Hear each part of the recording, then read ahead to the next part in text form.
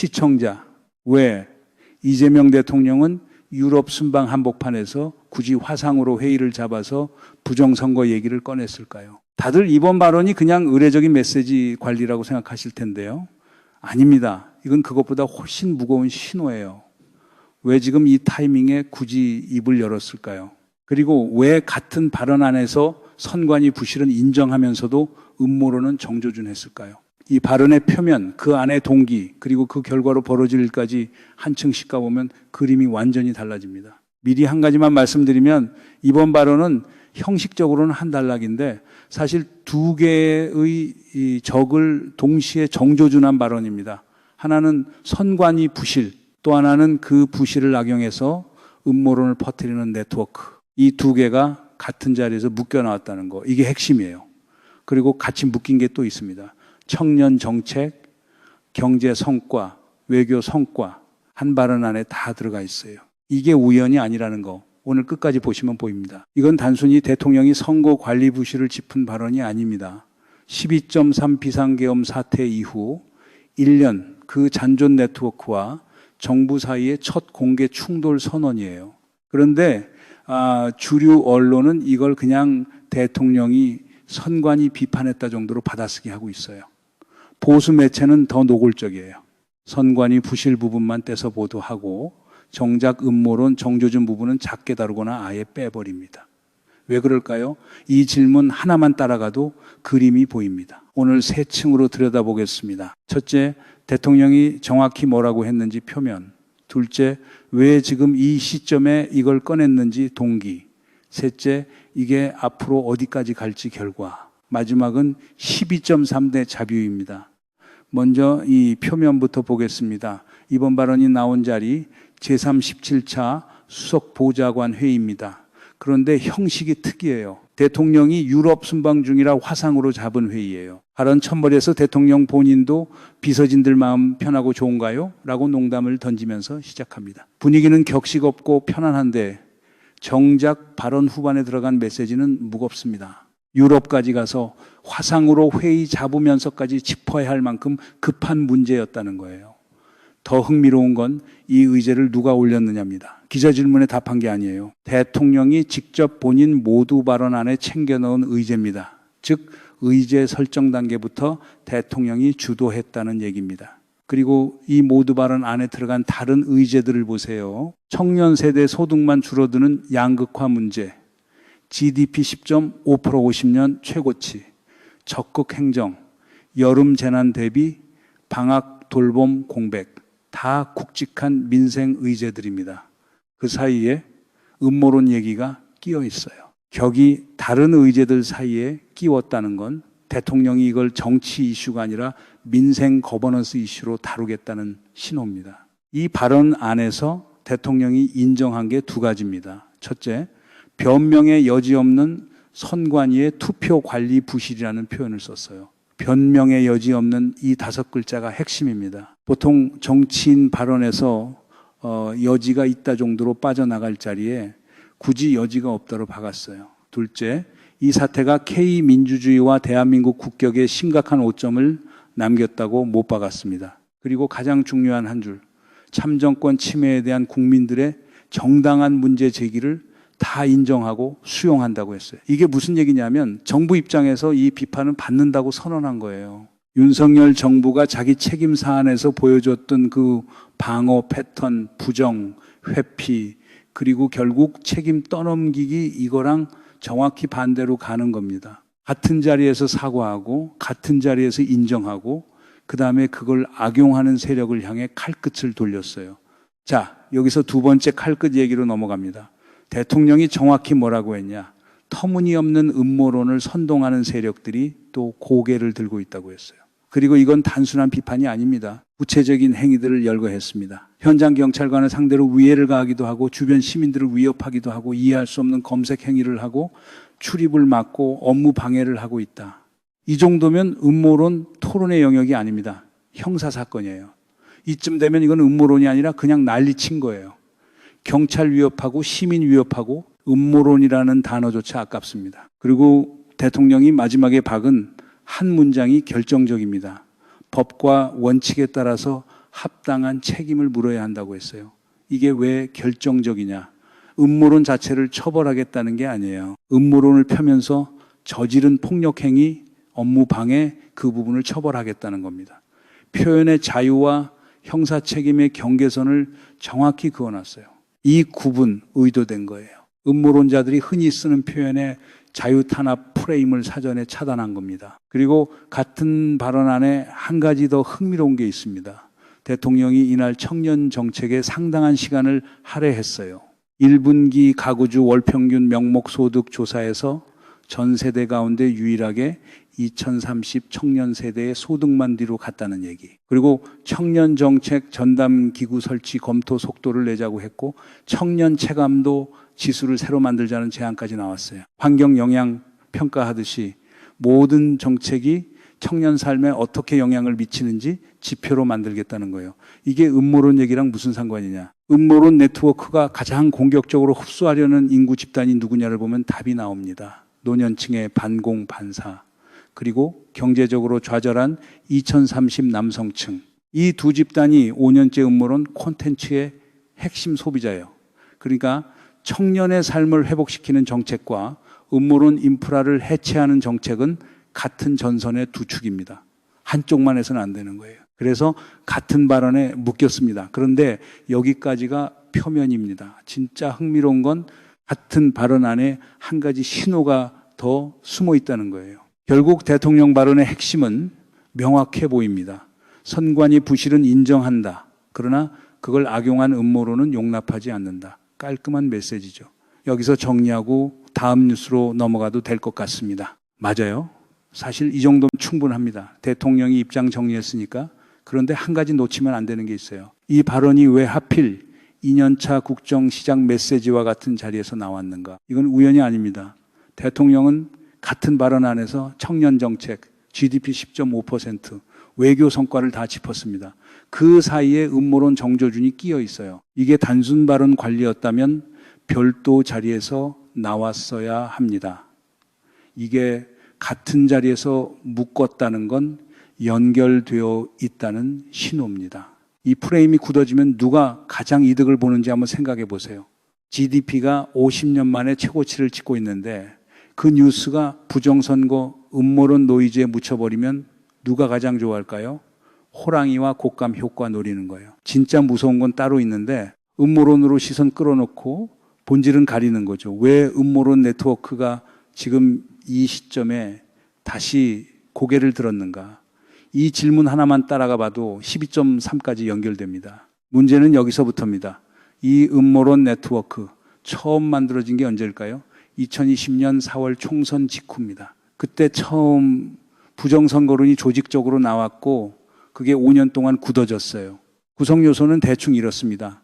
일부 극우 유튜브 일각에서 콘텐츠를 생산하고 친윤 잔존 정치권이 그걸 공식 발언으로 받아주고 해외 거주 친윤 네트워크가 영어권으로 번역해서 다시 한국으로 역수입하고 일부 보수 매체가 이런 지적이 있다. 형식으로 표면적으로는 중립인 척하면서 증폭시켜주는 이 사이클이 5년째 돌아가고 있어요. 그리고 5년 동안 이게 어떻게 진화했는지 보면 더 흥미롭습니다. 2020년에는 총선 직후 한 차례, 2022년 대선에서는 잠시 잠잠, 2024년 12점 3비 상계업 명분으로 한 번 폭발. 윤 대통령 파면 후 2025년에는 다시 음지로, 그리고 2016년 지방선거를 앞두고 지금 다시 가동. 5년 사이클이 정확히 정치적 결정 국면마다 등장합니다. 그리고 진짜 흥미로운 건 이 사이클이 활성화되는 타이밍입니다. 그리고 한 가지 더 짚어야 합니다. 1960년 4.1 구혁명이 무엇 때문에 일어났는지 다들 아시잖아요. 진짜 부정선거였습니다. 3.15 부정선거. 그게 시민혁명의 도화선이 됐어요. 그러니까 한국 현대사에서 부정선거라는 단어는 가벼운 단어가 아닙니다. 무게가 있어요. 그 무게를 알기 때문에 진짜 부정선거가 있었을 때 시민들이 거리로 나왔습니다. 그런데 지금 음모론 네트워크가 하는 일은 그 단어의 무게를 갖다 쓰는 거예요. 진짜 부정선거의 역사적 신뢰감을 검증되지 않은 자기 가설에 입히는 겁니다. 4.19의 정당성을 무단 도용하는 셈이죠. 이게 왜 심각하냐? 진짜 선관위 부실이 발견됐을 때 그걸 진지하게 다룰 사회적 신뢰가 미리 깎여나가는 거예요. 음모론이 사실을 압도하기 시작하면 사실이 들어설 자리가 좁아집니다. 여러분, 이거 한번 보세요. 이게 정말 우연일까요? Q일 명목 GDP 10.5% 50년 만에 최고치 발표 직후, 이재명 정부 1주년 직전, 국정조사 특위 가동 직전, 외교 순방 성과가 잇따라 나오는 시점, 이런 호재가 겹친 시점에 음모론이 다시 활성화됐다는 게 패턴으로 보면 너무 깔끔합니다. 같은 시점에 같은 메시지가 여러 채널에서 동시에 올라오기 시작했어요. 이게 처음이 아니에요. 정부 호재가 나올 때마다 정확히 같은 노이즈가 올라옵니다. 한두 번이 아니거든요. 똑같은 구조가 반복되고 있어요. 그리고 한 가지 더, 작년 헌법재판소 탄핵 심판 과정에서 윤 측이 부정선거 의혹을 정식 변론으로 제기했습니다. 헌재가 그걸 다 듣고 검토하고 기각했어요. 부정선거 주장은 이미 헌법기관의 검증을 거쳐 패배한 가설입니다. 그런데 1년 반이 지난 지금 같은 가설이 다시 거리로 나왔다는 거예요. 헌법기관이 기각한 가설을 거리에서 부활시키는 이게 무슨 패턴인지 다들 보이시잖아요. 12.3 비상계엄 그 자체가 무슨 명분으로 시작됐는지 기억하십시오. 부정선거 의혹이었습니다. 그날 새벽 발표된 포고문 안에 그 단어가 등장했어요. 그리고 더 중요한 게 있습니다. 그날 밤 비상계엄 발표 직후 단 몇 시간 만에 친윤 성향 유튜브 채널들에서 정교하게 정리된 부정선거 설명 콘텐츠들이 동시다발로 올라왔어요. 즉흥적으로 만든 게 아니에요. 미리 준비된 거였습니다. 비상계엄과 음모론 메시징이 같은 작전 안에 묶여 있었다는 얘기입니다. 비상계엄이 실패하고 윤석열 대통령이 파면되고 관련자들이 재판을 받고 있는데 그 네트워크 자체는 해체된 게 아니라 음모론 활동으로 유턴했습니다. 선관위 부실은 진짜 있는 사안이에요. 부정할 수 없습니다. 그런데 그 진짜 부실을 음모론 네트워크가 가져다가 자기들의 5년 묵은 가설을 재가동시키려고 하는 거예요. 지상파 뉴스만 보고 있으면 이 연결고리는 절대 안 보여요. 선관위 부실과 음모론 이 두 사안으로만 다루거든요. 근데 까보면 같은 사람들이 같은 네트워크에서 같은 동기로 움직이고 있습니다. 이쯤 되면 자충수예요. 12.3로 한번 판이 깨졌는데 같은 카드를 또 들고 나오는 셈입니다. 그럼 대통령이 왜 굳이 이 시점에 정조준했는지 그 답이 보이기 시작합니다. 그리고 한 축이 더 있습니다. 국제적 시선이에요. 12.3 그날 밤 외신은 거의 실시간으로 한국 상황을 중계했습니다. 로이터, BBC, 파이낸셜 타임스, 뉴욕 타임스. 그다음 1년 동안 K민주주의는 글로벌 케이스 스터디가 됐어요. 어떻게 시민이, 국회가, 헌재가, 새 정부가 비상계엄 시도를 무력화시켰는지 이게 한국의 새 소프트 파워가 됐습니다. 그런데 이 평판은 다음 1년이 결정합니다. 부정선거 음모론을 끝까지 정리하느냐 아니면 다시 음지로 밀어넣고 끝내느냐. 정리하면 K민주주의가 면역력 갖춘 사례로 굳고 못 정리하면 한국도 결국 위태롭다는 인식으로 돌아갑니다. 그 인식 하나가 외국인 투자 결정, 동맹 협상, 산업 전략 전반에 들어가요. 특히 2026년은 한국이 반도체 경쟁, 방산 수출, AI 전환에서 결정적인 위치에 올라야 할 해입니다. 그 모든 게 정치적 안정성을 전제로 굴러갑니다. 음모론 인프라가 살아있는 한 그 전제 자체가 흔들립니다. 이건 국내 정치만의 문제가 아닙니다. 잠깐만요. 이거 짚고 넘어가야 합니다. 1979년 12월 12일 새벽을 기억하시는 분들 계실 겁니다.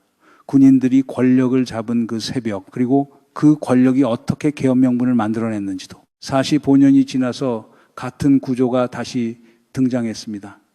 2024년 12월 3일, 그리고 그 명분이 부정선거 의혹이었습니다. 12.1, 이 데자뷰 보고 있는 셈이에요. 그때도 처음에는 치안회복이라는 명분이었거든요. 명분의 이름만 바뀌었지 구조는 같습니다. 권력을 비정상적으로 잡으려면 명분이 필요하고 그 명분은 사회적으로 어느 정도 확산되어 있어야 합니다. 명분 없이는 쿠데타도 못합니다. 그래서 평소에 명분을 깔아두는 거예요.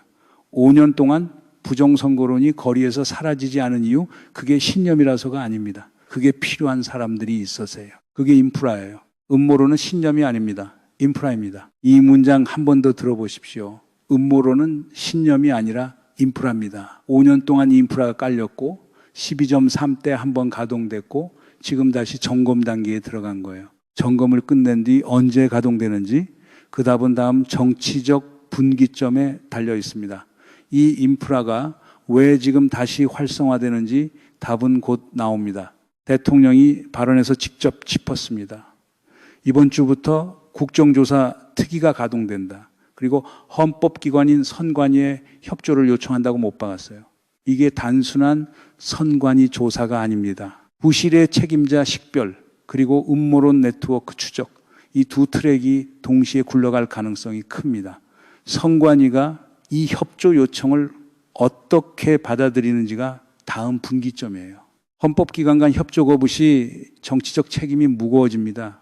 협조하면 협조한 대로, 거부하면 거부한 대로 둘 다 그림이 그려져요. 그리고 국정조사가 들여다볼 영역도 한정되지 않습니다. 투표 관리 절차 자체, 사전 투표함 보관 동선, CCTV 운영, 그리고 그 과정에서 발생한 의혹 제기들이 사실관계상 무엇이 맞고 무엇이 틀린지 한 줄로 정리할 수 있을 만큼 단순한 조사가 아닙니다. 그리고 또 한 축, 검경 합수본입니다. 대통령 발언 안에 성역 없는 책임 규명에 박차를 가해야 한다는 표현이 들어갔습니다. 이게 무슨 얘기냐? 현장 경찰관 위에 시민 위협, 업무 방해, 이건 음모론 토론의 영역이 아니라 현행법 위반이에요. 음모론자 처벌이 아닙니다. 폭력 행위 처벌이에요. 이 구분이 핵심입니다. 양치기 소년이 외쳐도 마을 사람들 더는 안 나오잖아요. 5년 동안 같은 외침이 반복됐는데 정작 진짜 선관위 부실한 늑대가 나타났을 때 그걸 진지하게 다룰 수 없게 만들어 놓은 게 누구입니까? 음모론자들 본인들이에요. 자기 발에 자기가 걸린 셈입니다. 그런데 진짜 결과는 더 큽니다. 이건 한 사건의 책임 규명이 아니라 K민주주의 자체의 면역력 시험이에요. 지금 이걸 정리하지 못하면 다음 선거에서도 그 다음 선거에서도 같은 카드가 또 나옵니다. 5년이 아니라 25년 가는 거예요. 그리고 2016년 6월 지방선거가 1년도 안 남았습니다. 그 전에 이 음모론 인프라가 깔끔하게 해체되지 않으면 지방선거 결과 자체가 또 같은 패턴의 표적이 됩니다. 결과가 어떻게 나오든 부정선거였다는 가설이 자동으로 따라붙는 구조가 굳어지는 거예요. 그리고 이게 여러분 일상과 연결되는 건 이 음모론 인프라가 굳어지면 다음번에 정말로 비상계엄 시도가 또 나왔을 때 그걸 막을 수 있는 사회적 합의 자체가 깎여 나간다는 겁니다. 한 번이라도 더 12.3 같은 일이 일어나면 그때는 정말 돌이킬 수 없어요. 이미 12.3 그날 밤 한 번에 원달러 환율이 급등했고 다음 날 코스피는 매도세에 시달렸습니다. 외국인 자금이 빠져나갔고 회복에 몇 달이 걸렸어요. 그 비용은 수조 단위로 추정됩니다. 그리고 그 청구서는 이미 일반 가정이 받았어요. 또 한 번 이게 반복되면 그 비용은 다시 여러분 가게가 부담합니다. 이걸 작은 문제로 보는 사람들이 있어요. 근데 같은 매체들이 12.3 비상계엄에 대한 책임 규명에는 어떤 톤으로 임했는지 비교해보면 같은 매체 맞나 싶을 정도로 온도가 다릅니다. 같은 기준이 12.3에는 왜 적용되지 않았는지부터 짚어야 합니다. 그래서 대통령이 왜 굳이 외국에서 화상회의 잡아서 이 얘기를 꺼냈는지 이제 답이 나옵니다. 처음에 제가 물었습니다. 왜 이재명 대통령이 유럽 순방 한복판에서 굳이 화상으로 회의를 잡아서 부정선거 얘기를 꺼냈을까요? 이제 답이 보이실 겁니다. 그건 발언이 아니라 선언이었어요. 이 인프라를 그대로 두지 않는다는 1년 전 대통령 취임 첫날 가장 큰 과제가 무엇이었습니까?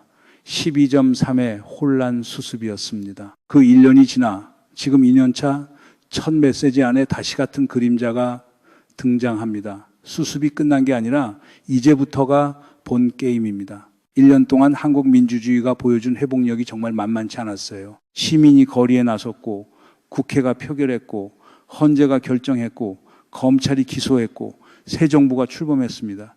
그 한 사이클이 다 돌아갔어요. 근데 그 사이클이 한 번 돌았다고 끝난 게 아닙니다. 사이클을 만든 인프라가 그대로 남아 있으니까요.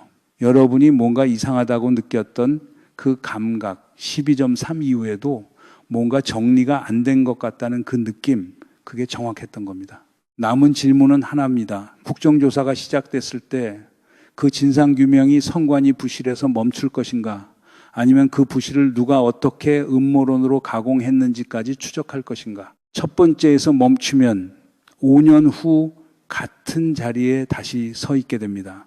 두 번째까지 가야 K 민주주의가 면역력을 갖습니다. 역사가 어디로 가는지는 우리가 어디까지 묻느냐로 결정됩니다. 이 흐름이 어디로 가는지, 국정조사 특위가 어디까지 들어갈지 계속 같이 추적하고 싶으시면 구독 부탁드립니다. 다음 국면 놓치지 않으시려면 알림 설정도 같이 해주십시오. 여러분들 이 사안을 어떻게 생각하십니까? 여러분들의 견해를 댓글로 많이 남겨주시기 바랍니다. 감사합니다.